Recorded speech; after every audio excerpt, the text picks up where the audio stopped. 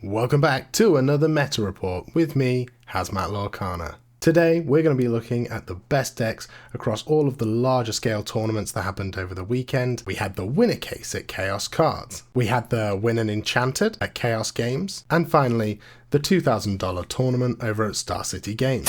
If you're new to the channel, or heck, if you've even been around here before, I can see most of you watching aren't subscribed, then please hit that subscribe button and drop a like. It's going to help the channel out massively. I'm sure you're all as excited as I am for Birmingham. It's getting so close now, so let's take a look at some more decks that might make an appearance in our games there. We'll start with the winning Enchanted tournament that happened at Chaos Games. Taking that first prize was Nick Davies on a Ruby Sapphire deck, and it looks like Nick has opted for a Sisu-less Mufasa sort of build of this deck, which in my personal opinion I don't quite like as much as Sisu, but it certainly has been gaining the credentials after the same style of deck took second place at the Charlie's Collectible Show $10,000 tournament last weekend. The core of this deck is extremely similar to the Sisu on Ice deck, but instead of Sisu you've got the Mufasa and Scar taking up those late game slots. Scar is a card that's absolutely brutal into wide but weak boards as he resets every time he banishes a character, and Mufasa is just about insane into anything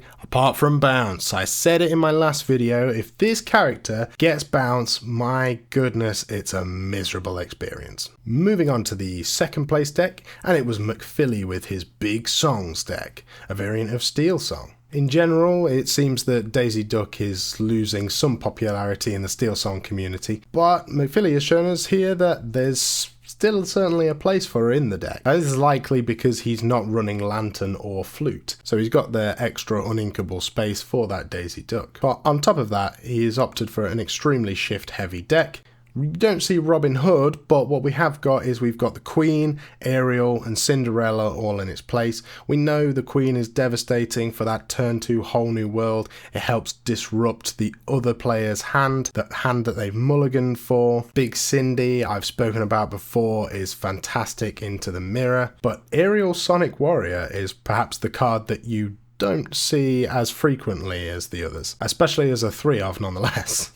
But with that being said, she is nuts into the mirror match and pretty much anything aggro. Being able to deal 3 damage every time a song is cast in a deck that's predominantly songs is extremely good for control. And not to mention that you can kill a Tamatoa in one using a Long Came Zeus and then following it up with her ability. Let's swiftly move on to the winner case tournament that happened up in Glasgow. Starting off strong with a deck that I'm sure most of you are already fully aware of, it's Earlmeister with his Amethyst, Emerald, Tempo, Bounce, Tools deck. It's honestly just a mishmash of so many things, but it is so devastatingly effective. You see, within this deck, there is something for everything, and that's why you see so many 2-ofs in this deck. But the beautiful thing about it is that there is so much card draw that it enables you to search through this deck so you can find the key pieces for that matchup that you're playing against. And this makes this a very tough deck for beginners to pilot, but for experienced players it is a fantastic deck. Again, if you play this and you're fairly new to the game, it's going to feel extremely inconsistent, and that's just purely because you've not got the experience of all the cards yet. But when you're at the point when you know when to play certain cards and when you know when things are okay to be inked, that's when this deck will really shine. Cricky is the most recent addition to this deck if you have seen other iterations of it, and from what I can see, it honestly only adds to the strength and challenging power that the deck offers. It gives all your other characters an extra 3 strength on the turn that it's played, and on top of that, it leaves a 3/4 body that's going to quest for 3 on the next turn. Honestly, a really strong deck. It's in a good spot, and I imagine that you'll see quite a bit of this at the next event that you go to. Moving on to another deck that came into the top 4 in the winner case event, we've actually got Purple Steel. It's somewhat of a fairly standard Purple Steel list.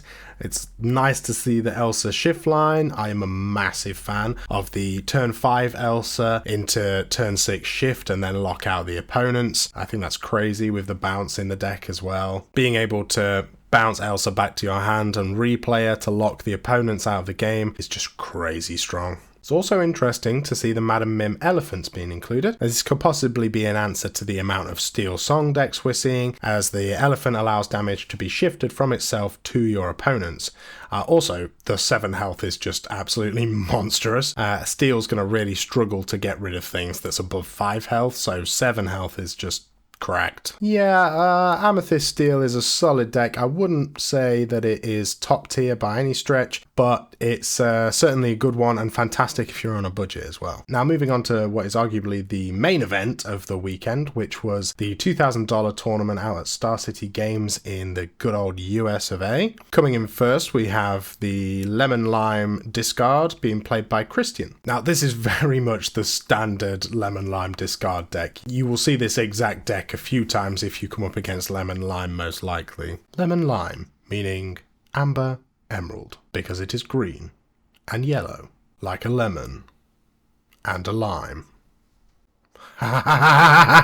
Anyway, it's an incredibly effective deck into decks that rely on having a big hand of options or are wanting to ramp their ink. It is nice to see some hidden coves in this deck. They're going to help a lot against Sisu and the rest of the red strength checks, such as your human Sisu, Brawl, and Madame Medusa. And I would be doing green a disservice if I didn't point out Ursula Deceiver, which is going to allow you to strip songs early into the game, which can be effective against Steelsong. You can remove their whole new world. Your blue decks, you're going to be able to remove their one jump ahead, and anything purple is going to be sad to see friends on the other side go. And lastly, in the mirror, you could slow down the discard if you're struggling with draw power, or even remove their Under the Sea, which is genuinely just going to wipe your entire board pretty much. And last but certainly not least, another deck that made it into the top 4 was a Ruby Amethyst deck. And it's always good to see where Ruby Amethyst is at the moment. It's a deck that is ever present. And trust me, you'll see a lot of this deck as well, but what we're looking at here is where it's landed at the moment. The things that are going to be different are the counts of Lady Tremaine, Madame Medusa, the Sisu, and the Bee King Undisputed as well. With Tremaine and Bee King Undisputed being fantastic into the red-blue matchup, but weak into decks that go wide on the board, because your opponent's just going to sacrifice one of their weaker creatures. Honestly, this deck didn't really get much of anything this set. People experimented with the library for a little bit, and some decks still do run the library. The only thing it really got was the new 5-drop Elsa, which is basically just an inkable Pinocchio on steroids. You've of course got crabs that have made their way back into the deck. It's something we've seen before with Ruby Amethyst, but it's pretty much essential now with so many big health threats in the metagame. And so there you have it. That's a good look at the top decks from this weekend. I think for the most part people were wanting to conceal what they might be playing for Birmingham, so we didn't quite get to see as many deck lists from the weekend as I would have liked.